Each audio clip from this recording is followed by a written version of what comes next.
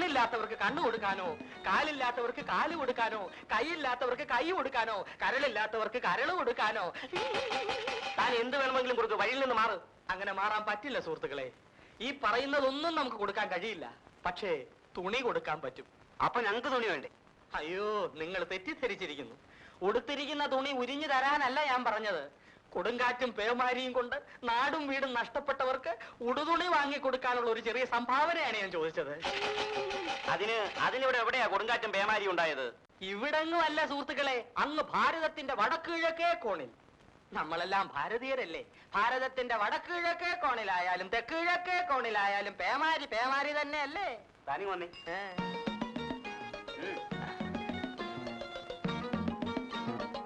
അയ്യോ, കൈ വാങ്ങിക്കാൻ പാടില്ല. ഇതിനകത്തിട്ടാട്ടെ. ദുരിതാശ്വാസ നിധി പേമാരി പേമാരി പേമാരി. ബിരുവന്താണി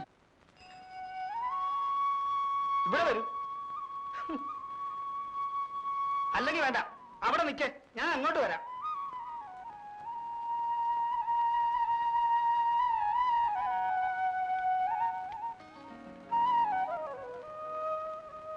നിന്നെ ഞാൻ അകത്താക്കൂടാൻ തോന്നി.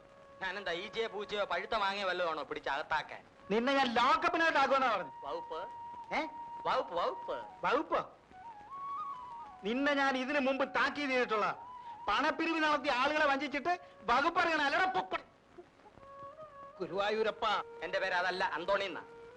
ഇവിടെ ഇന്ത്യൻ പീനൽ കോഡ് എന്നൊരു കോഡുണ്ട്. അതിലെ സെക്ഷൻ 118 വായിച്ചിട്ടുണ്ടോ? എന്തോ ഇന്ത്യൻ പീനൽ കോഡിലെ സെക്ഷൻ 118 വായിച്ചിട്ടുണ്ടോ എന്ന്? അല്ലെങ്കിൽ എന്നാ പിടിച്ചോ. If a person sufficiently declarations all the conditions of the locality or somebody give to anybody in the nationalities from tin collections are.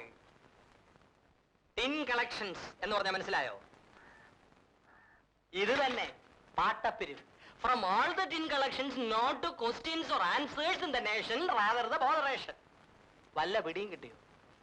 പാട്ടപ്പിരിവ് ഓരോ ഇന്ത്യൻ പൗരന്റെയും ജന്മാവകാശമാകുന്നു. അതിനെ ചോദ്യം ചെയ്യുകയോ തടസ്സപ്പെടുത്തുകയോ ചെയ്താൽ വയസ്സുകാലത്ത് പെൻഷൻ മേടിച്ച് പിള്ളേര് ഒന്നിച്ച് വീട്ടിൽ കഴിയണമെന്നുണ്ടോ? അതോ?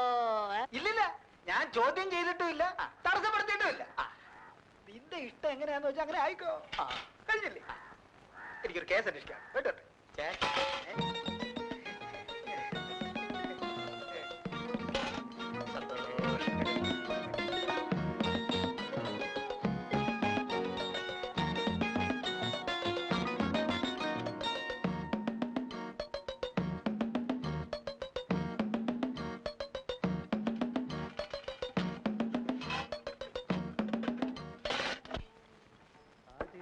ദോശ എടുത്തി ഒരു ചായ ചോദിച്ചിട്ട് എത്ര നേരമായി? ഇവിടെ ഒരാളല്ലേ ഉള്ളൂ. കുറച്ച് ചമ്മന്തി ഒരു ചായ. സ്വല്പം താമസമുണ്ട്. താമസിക്കാൻ എനിക്ക് സമയമില്ല. എന്നാ പോയിട്ട് വന്നാ മതി. ഇതെവിടുത്തെ മര്യാദയാണ്? ഒരുത്തൻ രാപകൽ അധ്വാനിച്ച് പണവുമായി ചായ കുടിക്കാൻ വരുമ്പോ പോയിട്ട് വരാനോ? ഈ കിളിപാടിയിൽ വേറെ കടയില്ലെന്നാണോ നിങ്ങളുടെ വിചാരം? കടയൊക്കെ ഉണ്ട്, പക്ഷെ അവിടെ കാശ് കൊടുക്കണം. പിന്നെ ഇതെന്തുവാ, പുളിങ്കുരുവാന്നോ?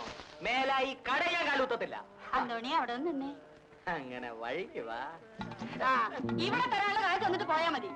ഇവിടെ തന്നാ ഞാൻ അവിടെ എങ്ങനെ കൊടുക്കും? എങ്ങനെ കൊടുത്താലും വേണ്ടല്ല, മര്യാദയ്ക്ക് കാശ് തന്നിട്ട് പോയാ മതി.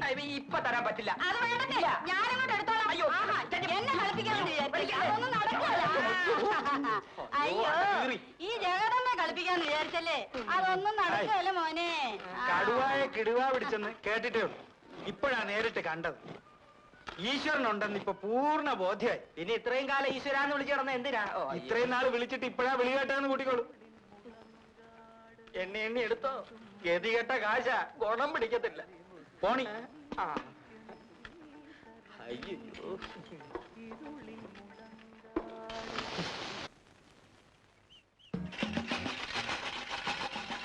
ഉദാരമായി സംഭാവനയാണ് സാർ, ഒട്ടും മടിക്കേണ്ട കാര്യമില്ല. ആറാട്ടിന് കൊണ്ടുവന്ന ഒരു ആന 7 പേരെ കുത്തിക്കൊന്നു സാർ. എത്ര പേരെ? 7 പേരെ. 7 കുടുംബങ്ങളിലും കൂടി 756 മനുഷ്യ ജീവിതങ്ങളെ പട്ടിണിയിൽ നിന്ന് രക്ഷിക്കുന്നതിന് വേണ്ടി ഉദാരമായി സംഭാവനയാണ് സാർ. നിർത്ത്. ഞാനൊരു സംശയം ചോദിക്കട്ടെ, ഈ 7 പേരിൽ ഒരാള് പോലും ഇൻഷൂർ ചെയ്തിരുന്നില്ലേ? അയ്യോ, ഇല്ലല്ലോ സാർ, അതവർക്ക് അറിയില്ലായിരുന്നു. കഷ്ടം.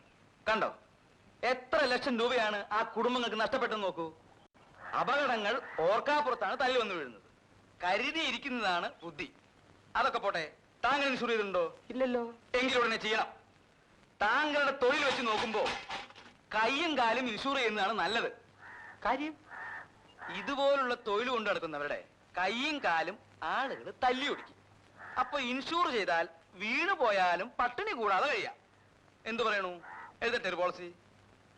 അല്ല, ഒന്നുമില്ല. പോയി വാ മോനെ, നമുക്ക് ഇടയ്ക്കിടയ്ക്ക് ഇങ്ങനെ കാണാം. കുറെ കാലം ഞാൻ ഇവിടെ ഉണ്ടാവും. എങ്കിൽ നമുക്കൊരു ഐക്യ മുന്നണിയായിട്ട് നീങ്ങിയാലോ? തെരഞ്ഞെടുപ്പ് വരികയല്ലേ? വേണ്ട വേണ്ട, ഒരു മുന്നണിയും വേണ്ട. പിരിവ് വേറെ, LIC വേറെ. സ്ഥലം ഇവിടെ. ഇവൻ എവിടുന്ന് വന്നടാ?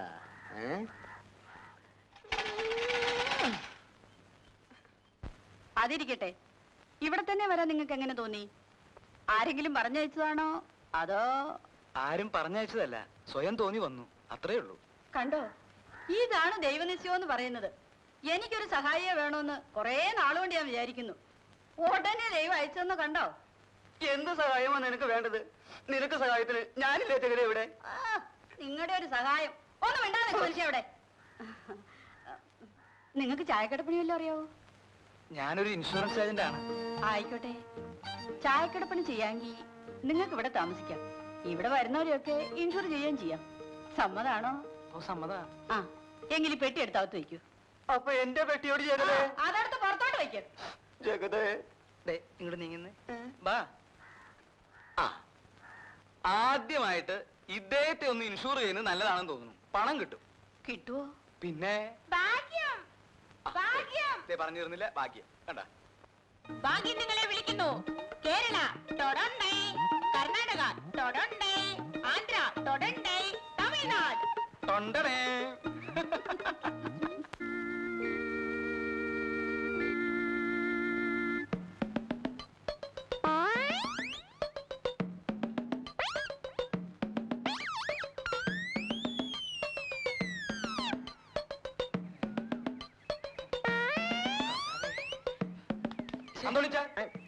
എന്താ ഇത്?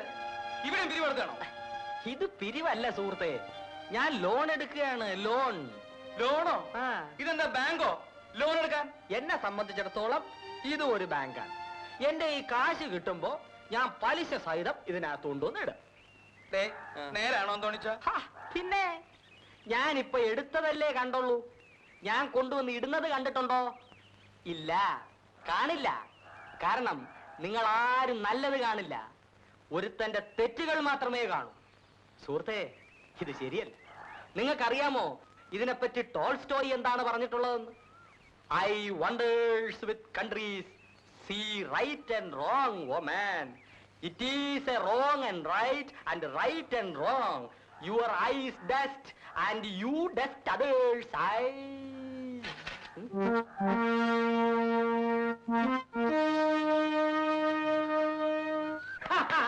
അങ്ങനെയിരിക്കും ആണുങ്ങളോട് കളിച്ചാൽ.